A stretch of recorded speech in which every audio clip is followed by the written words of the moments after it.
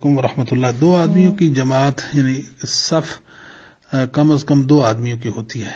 تو مالک بن حویرث رضی اللہ تعالیٰ بیان کرتے ہیں کہ میرا ایک ساتھی نبی پاک صلی اللہ علیہ وسلم سے واپس جانے کی اجازت طلب کرنے کے لیے گیا تو آپ نے فرمایا اذا حضرت الصلاۃ فاذنا واقیما ثم لیؤمکما اکبرکما، جب نماز کا وقت ہو جائے تم اذان و اقامت کہو، پھر تم میں سے جو عمر میں بڑا ہے امام بنے۔ صحیح بخاری کی حدیث نمبر 658 اور مسلم کی 293 ہے۔ جب دو آدمی جماعت کرائیں تو ایک دوسرے سے مل کر کھڑے ہوں گے۔ اس پر دلیل ہے مسلم احمد کی ایک حدیث ہے، جلد 3 صفحہ 330 ہے۔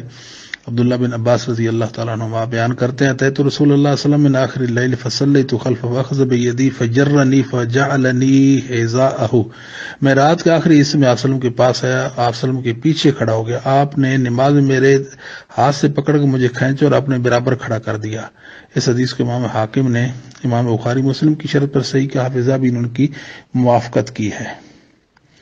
اس طرح سے عبداللہ بن عباس بیان کرتے ہیں کہ میں نے ایک رات اپنی خالہ سیدہ میمونہ کے گھر میں بسر کی، نبی کریم صلی اللہ علیہ وسلم عشاء کی نماز پڑھ کے گھر تشریف لائے، 4 رکعت ادا کر کے سو گئے، پھر قیام فرمایا تو میں بھی آپ کی دائیں جانب کھڑا ہو گیا، اصل نے مجھے دائیں جانب کر دیا، پھر 5 رکعت پڑھی، اس کے بعد 2 رکعتیں پڑھی، پھر سو گئے، حتیٰ کہ میں نے آپ وسلم کے خراٹوں کی آواز سنی، پھر آپ صلی اللہ علیہ وسلم نماز فجر کے لیے تشریف لے گئے۔ امام یہ بخاری کی 697 صحیح مسلم 763 نمبر حدیث ہے۔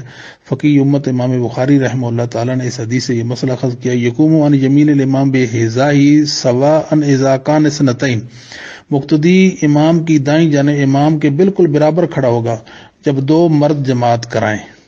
تو شارح صحیح بخاری حافظ بن حجر رحمہ اللہ اس کی وضاحت میں لکھتے ہیں وقولہ سواء لا یتقدم ولا یتأخر وفی انتزاع ھذا من الحدیث الآخر ہی، امام بخاری نے فرمایا کہ مقتدی برابر ہو، یعنی امام سے نہ آگے نہ پیچھے، جو حدیث امام صاحب نے پیش کی ہے یہ استنباط دقیق ہے۔ ہمارے صاحب کا کہنا ہے کہ مقتدی امام سے تھوڑا پیچھے کھڑا ہو۔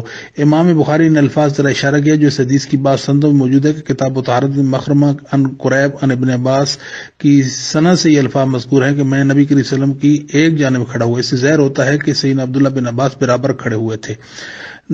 نافع مولا ابن عمر، یہ فتح الباری کا حوالہ جلد 2 صفحہ 190۔ نافع مولا ابن عمر بیان کرتے ہیں قمت وراء عبداللہ ابن عمر فی صلاۃ من الصلوات ولیس معه احد غیری فخالف عبداللہ بیدی وجعلنی حذاء، میں ایک نماز میں سے عبداللہ بن عمر کے پیچھے کھڑا ہو گیا اور میرے علاوہ آپ کے ساتھ کوئی نہیں تھا، تو عبداللہ بن عمر نے اپنے ہاتھ کے ساتھ مجھے اپنے برابر کھڑا کر دیا۔ موطا امام مالک جلد 1 صفحہ 134 ہے۔ تو نبی پاک صلی اللہ علیہ وسلم کے مرض وفات میں نماز کے حوالے سیدہ عائشہ یوں بیان کرتی ہے کہ ابو بکر صدیق جماعت کرا رہے تھے، آپ صفوں کو چیرتے ہوئے آگے تشریف لائے تو ابو بکر نے پیچھے ہٹنا چاہا تو اصل میں ارشاد فرمایا اپنی جگہ پہ رہیں۔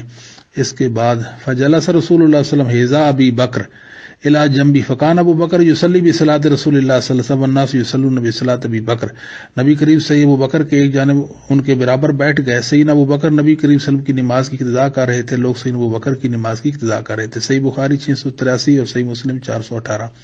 اس سے معلوم ہوا کہ جب 2 آدمی جماعت کرا رہے ہوں مقتدی امام کی دائیں جانب بالکل برابر کھڑا ہوگا۔ امام ابو حنیفہ اور قاضی ابو یوسف کا بھی یہی مذہب ہے، لیکن المبسوط سرخسی میں اور بدائع ثناء کاسانی حنفی میں اور ہدایہ میں باب الامامت میں ہے کہ محمد بن شیبانی کا قول ہے کہ مقتدی اپنی انگلیاں امام کی ایڑی کی برابر رکھے۔ اب سوچنے کی بات یہ ہے کہ نبی پاک صلی اللہ علیہ وسلم اور صحابہ کے عمل کے خلاف یہ فتویٰ کہاں تک درست ہے۔ السلام علیکم ورحمۃ اللہ۔